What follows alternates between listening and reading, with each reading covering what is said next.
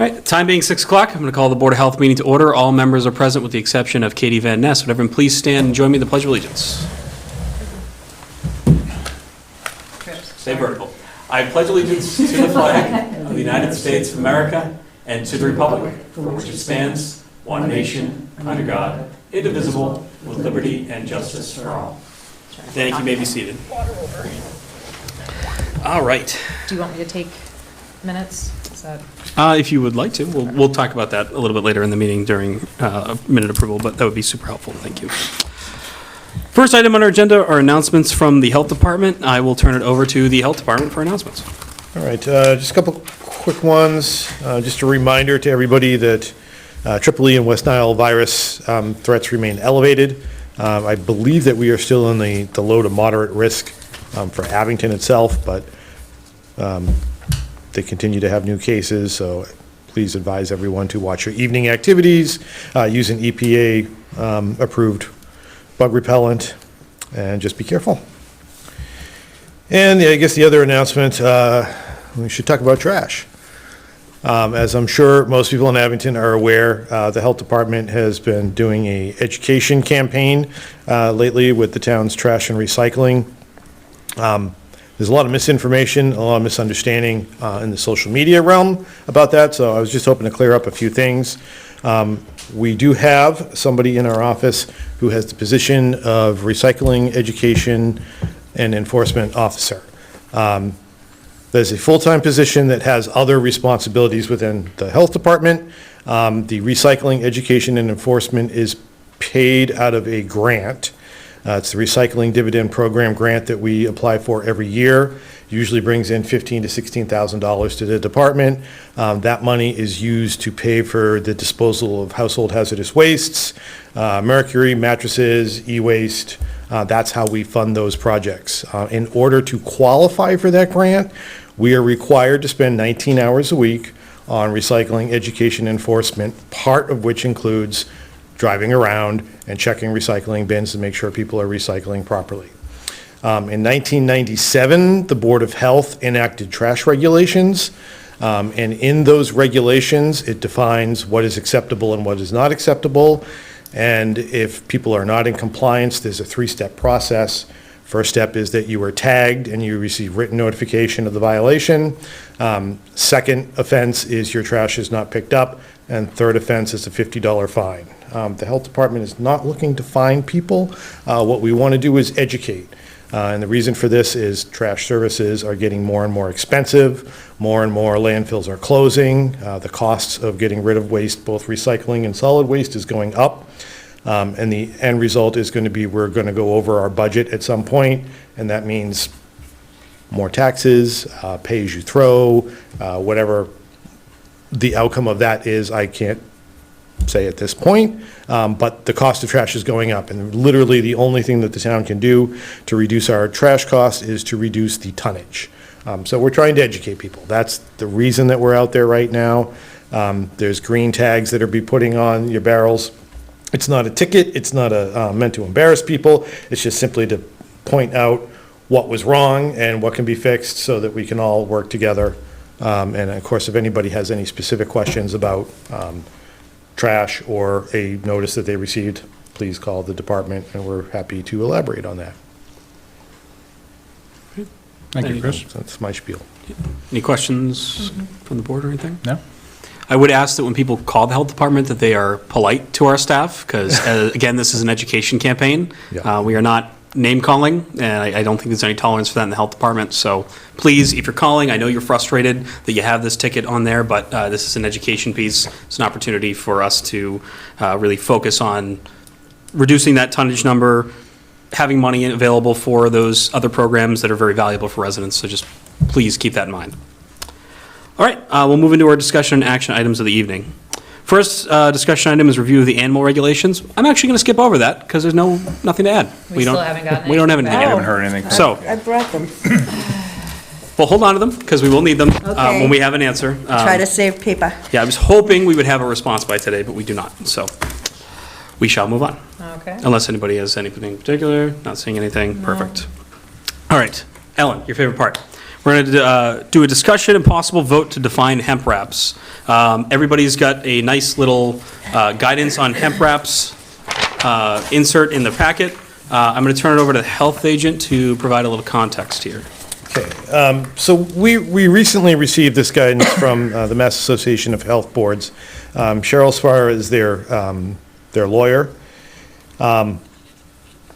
Basically, what this boils down to is it's up to local boards of health how they define flavor enhancers. Flavored hemp wraps are just as they imply. It's a wrap, like rolling papers that are made out of hemp rather than paper or tobacco, and some of them are flavored. What it says in here is, so they used to be marketed before marijuana was legal, they were marketed as a tobacco product, something that you put your tobacco in, you roll it. Since the legalization of marijuana, they've largely been marketed as a marijuana product, possibly because of the ban on flavored tobacco and flavored tobacco enhancers. Basically, the logic here is if you can put tobacco in it, it's a flavor enhancer. So even though the tobacco is not flavored, the wrap is flavored. Abington's smoking regulations that this board passed currently define under tobacco product flavor enhancer, a rolling paper with a characterizing flavor shall be considered a tobacco product flavor enhancer. It's mentioned in this letter, that wording is verbatim in our regulations. I was about to say, I feel like we went over this and we had a discussion about this, and we were like, just because it's mostly used for hemp and marijuana doesn't mean it's exclusive to that, and it's still, Yeah. yeah. So the reason I brought this to the board, we've been waiting for some clarification from the state on whether or not the state considered them to be flavored enhancers, which, according to this letter, they do, while leaving the onus on the local boards of health for the final decision. The reason I'm bringing it before the board is we have a number of tobacco retailers in town that have a substantial amount of flavored hemp wraps in their store. I, of course, will enforce whatever the will of the board is. I'm just anticipating that several of the stores, and these are generally, most of them are 21-plus stores, are going to be a little upset at losing a large amount of product.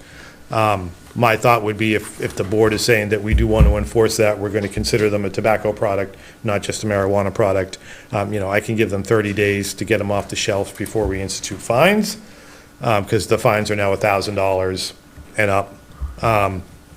Or if the board felt that they could legitimately be a marijuana product and not a tobacco, we could leave it. But before I go and tell people they have to get rid of all this stuff, I want to make sure that I'm exercising the will of the board, so.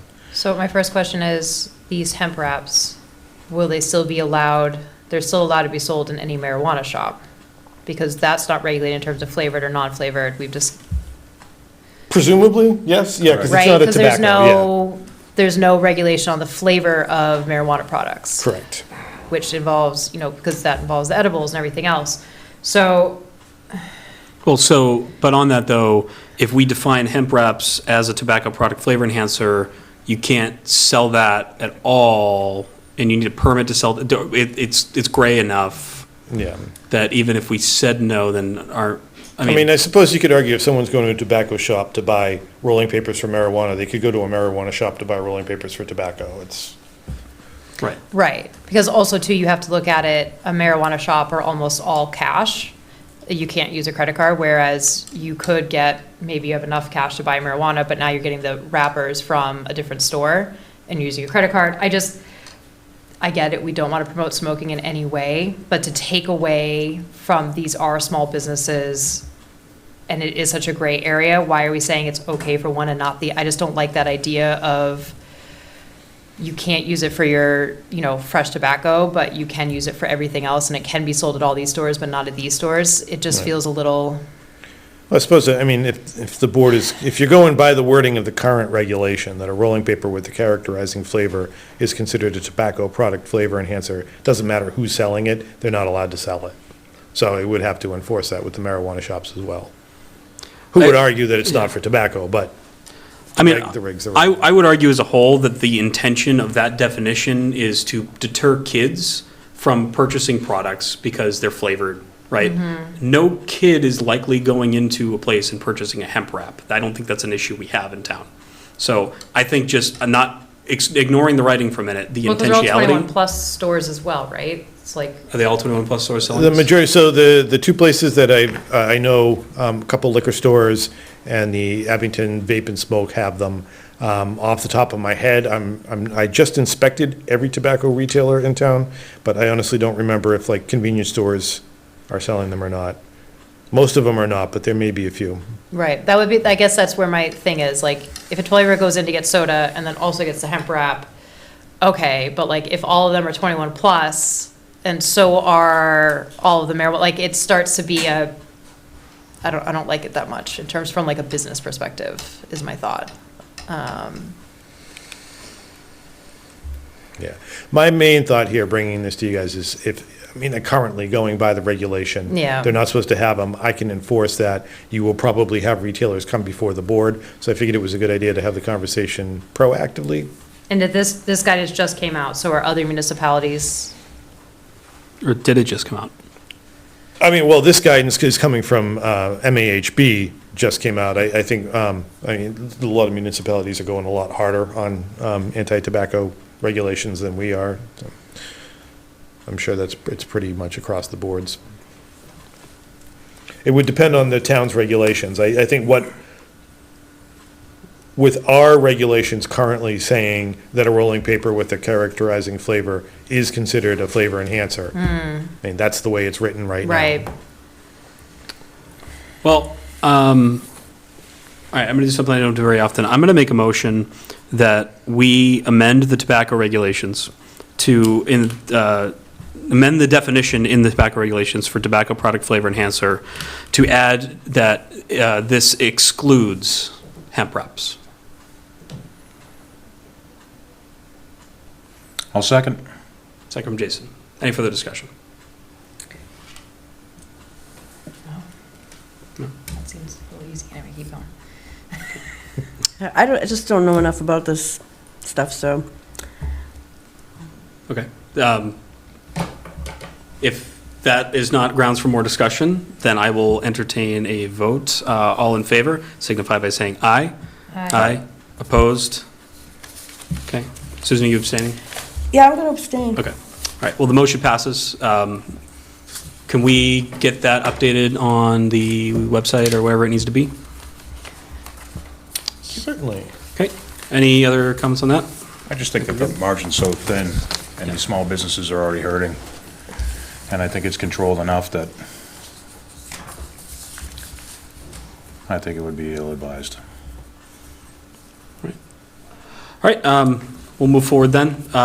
Item number 3, Public Health Emergency Preparedness Partners Network. Yes. Say that 3 times fast. Yeah, Peter Piper.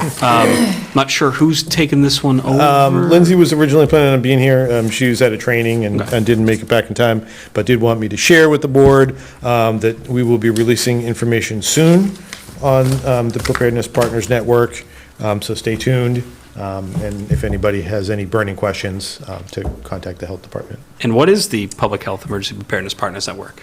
I brought an email that Lindsay sent, and I don't want to take anything. No, but no, did please she do. have? Yeah, so this is, because this is about emergency preparedness, but actually it kind of dovetails into something that Chris was talking about with recycling and getting, I don't, what is it that they call it? It's not, it used to be called deliverables, or you get money back, so that grant Yeah. funding, I guess, is a more umbrella of a term for it. But we're looking for people, Lindsay's looking for people to help with flu clinics. We'd be looking for people to help with various activities. But the end goal is to have them prepared for, so the common example that I use is water, because water and the PFAS is such a thing. If all of a sudden we had to give out water, this group of volunteers would be called in to help with that. That's the ultimate, to help with emergency preparedness. Lindsay would ask for help with the flu clinics. Maybe we could get some people involved that have some veterinary experience. Maybe they could help with the rabies clinic, so we could have one in our town instead of women. I think that Aaron and Chris both know that right before COVID, it didn't happen until after COVID, but, and it dovetails into the mosquito, that we developed a program of getting the recycled tires out of everybody's backyard. We gave Yeah. everybody, they did it in Rockland is where it ended up being done. But it was a multi-town thing. The volunteers would be great for stuff like that too. But you have to do it right to get that grant money. And Yeah. that means that they have to file an application, they maybe have to pass a query check. I don't know all of that. We're looking to get some names together first. Start And- somewhere. And Absolutely. And Lindsay's been putting together a Google form, and she's going to get the names together and vet their, and find out, do we need query checks and things of that nature. After that, then we can start going hard on some of these other things that the grant money will give to us as a town, and also have us a nice little network of folks that can handle things for us if we have one of those pop-up kind of emergencies, like we all of a sudden, every family has to get a case of water. That would have to be navigated. And to take away from the police and the fire and the health department, which would be, overwhelmed, it would just be a nice thing to already have in place. And that's what this is all about. Great, and I know when I first came on the board, and you were chair, Chris was on the board, we all did a lot of community outreach sort of things. We had ticks and mosquitoes and things of that Yeah. nature, so I we was did a lot part of that. then. It's good to kind of see those things come back, and I continue to be a community partner, I think is important for the Board of Health, and it's a goal of the Health Department, so. I think it is a goal. Absolutely. So, so I did bring this, was a little thing. Lindsay's getting together a guidebook too, but I think that people like to digest this information in small doses. So we'd like to, get some, Get them thinking. yeah. So and this is a perfect time because it's Emergency Preparedness Month. Yes. Yeah, it is. Well, as we go and this moves along, keep asking to throw this on the agenda. We'll keep doing it and doing updates or whatever we need to do to get information out, so. This is Absolutely. wonderful. All right, any questions, further discussion? No? COVID-19 update. Health Department? Yes, we have tests. We have free tests available. Please come by and get them while supplies last. We've got a lot. And call with any questions.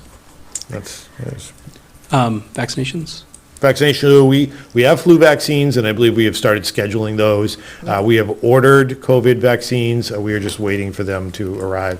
We're hoping to have them in time for the Abington Celebrates, but when McKesson gets them to us. Did you have a question? Or a comment? I did have a question, but I don't know if it's a question for you or for Lindsay. I did see that the CDC was giving out more free ones that are mailed to people. And I noticed there was a couple of different links that was sent, because I do this investigating, so my phone starts to send me stuff.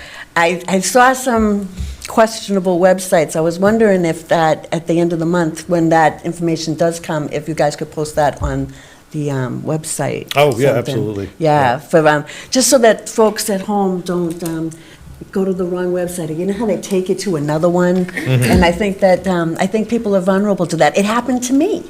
Yeah. Just because I was doing the investigating a little bit early. Thank you. Yeah, we can definitely Yeah, do well, that. let's get those resources together. Any other discussion? No? Okay. Vote to approve the minutes. I apologize, I haven't had a chance to write them. It's been very busy in my work life here. We have some time before we need to fully approve them, so I will just have them at the next meeting and get done. But that's why I want to thank Amanda for jotting some notes down, because it saves my brain a little bit of power on getting those done. So, thank you for that. Can't guarantee I'll get these done either, but, So we'll do what we can. Or you could just send me the notes and we'll figure it out, but You won't read my handwriting. it's all good, all good. All right, and when Katie's back, we'll Yep. politely torture her with Yep. minutes. Health agent report. Okay. So as I mentioned earlier, I did forget to put on here, and I didn't really want to list them all out. Over the last couple of weeks, I have inspected all of our tobacco retailers in town for their annual tobacco inspection. We did an educational inspection this time around, made sure everybody was in compliance, went through what's expected on an inspection, gave them any missing signage, put together a nice little packet for them, and let them know that the next time that we go out, we will fine if there are violations. So, for the most part, it was just minor stuff. It was signage missing. We didn't have any real big problems. I did get one complaint email from the Department of Public Health. Somebody made a complaint that the Sunoco on Center Ave was selling flavored vapes. I did an investigation. I didn't find anything, and this complaint wasn't specific. Happens. Yep, they come in every now and then. So the other inspections on here are restaurants. These are all since the last Board of Health meeting. All 3 schools have been inspected. AB Mart, Mia Ragazza, Old Town Cafe, Trukey's. AB Mart had to have a re-inspection. Skin Deep Tattoo, Green Wave Grill, which is the little, everybody knows it's down at Memorial Field. Abington Ale House, Cake Connection, Red Elk Studio. That's what it's spelt wrong. Did I spell Cake Connection wrong? Yes, there's no S at the end. Oh, sorry about that. That's okay. It's connection, not connection. Connections. Yeah. Well, if you drop that S, you get somebody in Michigan. Not that it matters in Abington. Let's see, Red Elk Tattoo Studio, LL Brows, Tiger Shark, Rockstar Tan, Abington Ale House had a re-inspect, Trukey's had a re-inspect, KC Curbside Bistro is a commissary for a food truck. They had a pre-opening inspection. 7-Eleven on North Quincy Street, Aroma Pizza and Grill, Pizzings, Go Fresh, and Giardino's. There was a total of 7 priority violations issued. Those fines were given to the restaurants, and those violations have been corrected. Were those the re-inspects? Yes. Okay. Complaints, we've gotten continued complaints about increased rat activity. We're continuing with targeted informational flyers mailed to residents. We did Ashland Street and Highfields, and I actually did have a resident from Orange Street come in and say that she got the flyer, went out in her yard, found a rat burrow, contacted an exterminator, and they had already gotten to the house, and she had no idea they were there until we sent out a letter. So that seems to be working.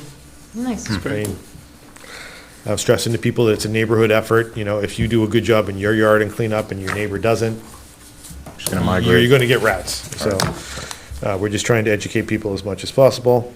No training or conferences since the last meeting. We have some upcoming, but nothing from the past month. Okay. That's it. What's on the horizon for training? There's a ICS 300 coming up. There's a second social media one, and then we have a MOA and MIHA conference, which are the professional organizations for health boards. Great. Any other questions? No? Okay. Public? Okay, thanks. All right. Correspondence, I'm going to hand it right to you, health agent. I know you have stuff you want to mention. All right.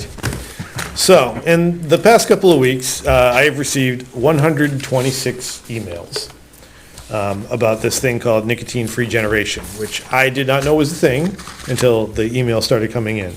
It's not just Abington. I've spoken to health agents in several other towns that got these targeted emails, and I have responded to every single one, and have gotten at least 3 respondents contact me back to say that they did not send this email. So I think people are signing an online petition, which is then generating emails because they are all worded exactly the same. I've included a copy for you. I'm just going to read it for public record. Dear Abington Board of Health, some cities and towns in Massachusetts are considering a new policy called nicotine-free generation. I ask that you reject this policy for the following reasons. When a person is 21 years of age, that person is an adult and should be able to use legal adult products. It applies different laws to 2 groups of adults, treating them differently from one another for the purchase and use of the same products, despite both being 21 years of age or older. It does nothing to address use of nicotine products since the policy targets adults upon reaching the age of 21. It is blatantly hypocritical. Allow an adult to purchase and use cannabis or alcoholic beverages or gamble on sports, but prohibit that same adult from purchasing and using a nicotine product. The policy goes way too far. Say no to NFG regulations in Massachusetts. Regards, all these people who are sending emails. So for those who are not familiar with nicotine-free generation, it has been enacted by, at this point, I believe 3 or 4 communities in Massachusetts. Basically, if you were born in the year 2004 or since, you can never purchase nicotine in that town. Right. So once you turn the That's age what of it is. 21, Okay. you still can't buy cigarettes. And the idea is, over the course of the generation, it'll just phase out the ability to legally buy nicotine in that particular municipality. Brookline started it. I believe Reading has followed suit, and there may be 2 other towns. I believe we had this discussion when we looked at the tobacco regulations. Yeah. Yeah, it was just coming out in Brookline, and I thought there was an appeal, though, going on. I'm curious how that's gonna, I'm sure this is all part of that. yeah. I'm Yep. sure that's probably- I have not been able to find, I did some Googling and I wasn't able to find the website that has this particular petition. It's got to be out there somewhere, whether there's a QR code at tobacco places. I'm not sure. I couldn't find anything. I did let the respondents know that the board hadn't considered it, but now that they brought it to our attention, you would certainly give it some consideration. But that's the gist of it. So it's basically long-term banning smoking altogether. So, because I got so many correspondences, I wanted to share that with the board, as is my due diligence, which leads me to the next correspondence, and I'm going to apologize for in advance, but I read that one. because I am your agent and I did receive this correspondence, I am duty-bound to give it to you. I did, so as I mentioned, I have been responding to all of these, just letting them know that it'll be brought to the board and discussed at the next meeting. One respondent asked that while we're at it, please let the board know that Eileen Duff can go fuck herself. Eileen Duff is, she's a politician. I believe she's in the state cabinet right now. She was running for, it may have been Register of Deeds, more towards Western Mass. I apologize to Eileen. This person wanted me to convey that message to this board and asked the board to convey that message to her. That's up to you. Okay, I'm going to just not take that matter up, but thank you. Yeah. Thank you for relaying that. Okay. Is that it for correspondence this evening? I was actually asking you, but Oh, that's all that I got. any correspondence from the board to share? No. I will say this, we do have elections this weekend. We do have a board member running, keeping the political side out of it. If things do shake up the way that they may for you, thank you for being a member of this board and all you've given in service thus far. I'll leave it Might at see that. you guys next Monday. Yeah. I don't know. Well, I hope not, because we won't have a meeting. Oh, yeah, okay, maybe not. Yeah, that'll be So, great. throwing it out there as a thank you, and I thought there was something else. Did you want to share your ticket? I'll throw you under the bus. Oh, yeah, Hey, you I'll want let to show you what do it it. looks like? I'll let you do it. So I I get deserve it. the one last correspondence.